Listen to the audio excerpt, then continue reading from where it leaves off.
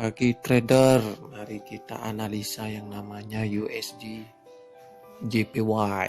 Nah, jadi begini caranya melihat tren yang terjadi pada Monday adalah tren down. Nah, itu dulu. Kita lihat satu candle terakhir ini. Candle ini belum bisa kita sebut yang namanya momentum. Apa sebab? Karena Monday itu belum selesai. Masih ada waktu kurang lebih 8 hari. 8 hari. Karena belum selesai yang namanya bulan Desember. Ini kita tidak bisa yang namanya mengatakan ini adalah momentum. Tak bisa. Jadi, jangan analisa Monday itu adalah momentum. Tak boleh itu. Nah, kemudian kita pindah yang namanya weekly. Kalau weekly, boleh. Weekly ini tak membuat momentum. Tak buat di momentum. Karena apa? Dia close dalam Bollinger Band. Kalau Monday ini, kalau weekly, ini adalah ekstrim. Benar. Ini MAV kah? Nah, karena dia close di dalam Bollinger Band, maknanya kekuatan ini tak ada. Artinya ini MHV, tetapi belum valid karena tak ada candle yang namanya candle reverse. Candle reverse belum ada.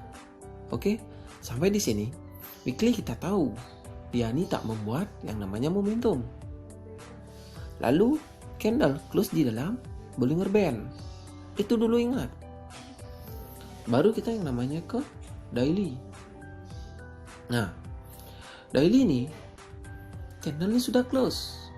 Ini maknanya membuat ekstrim, bukan MAV. Mengapa bukan? Karena ada candle yang keluar, ada EMA yang keluar. MA 5. Malo, sering disebut malo. Nah, kemudian ada candle reverse. Lengkaplah sudah yang namanya ekstrim nih. Oke? Nah, berarti ada saja momentum, maka akan ada re-entry. Konsepnya macam tuh. Berarti kita menunggu yang namanya area ini. Oke Tuan, bagaimana kalau saya ingin ingin sell? Berarti tunggulah di sini. Wah, lama dong Tuan. Kapan tuh terjadi? Saya pun tak tahu. Nah, berarti jika ada re-entry setelah momentum sell, maknanya candle ini akan ke mahi. Artinya kita punya peluang buy, betul tak? Tetapi tidak disarankan. Cuman kalau ingin buy, boleh saja dengan syarat bagaimana? Tengoklah TF di bawahnya lagi. Berarti kita tengok yang namanya H4. Nah, H4 seperti apa? H4 membuat momentum. Ada trend down.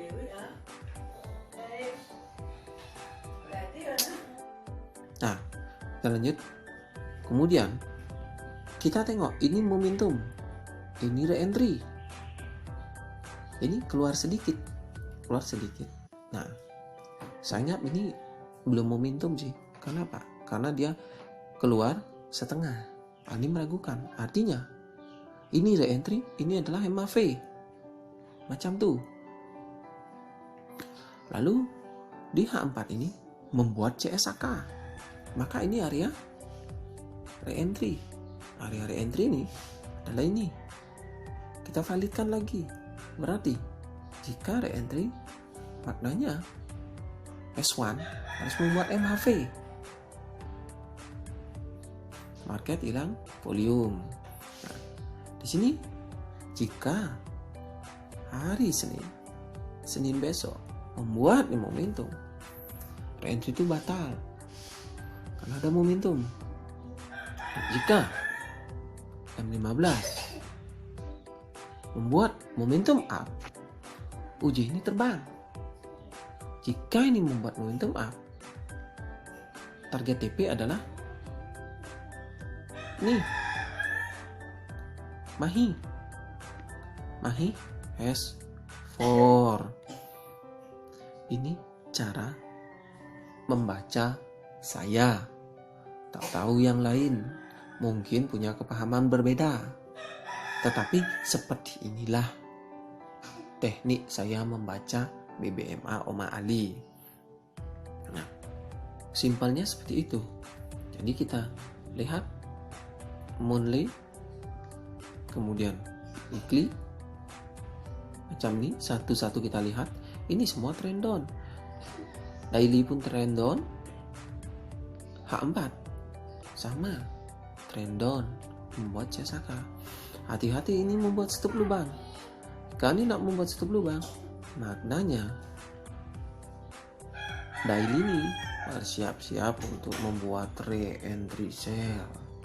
Oke, target tertinggi dalam minggu ini bagi saya melihatnya adalah Mahi daily. Untuk membuat dia sampai ke target itu, pastikan has one momentum. Maka has one momentum, target TP dia adalah Mahi daily. Ini untuk buy.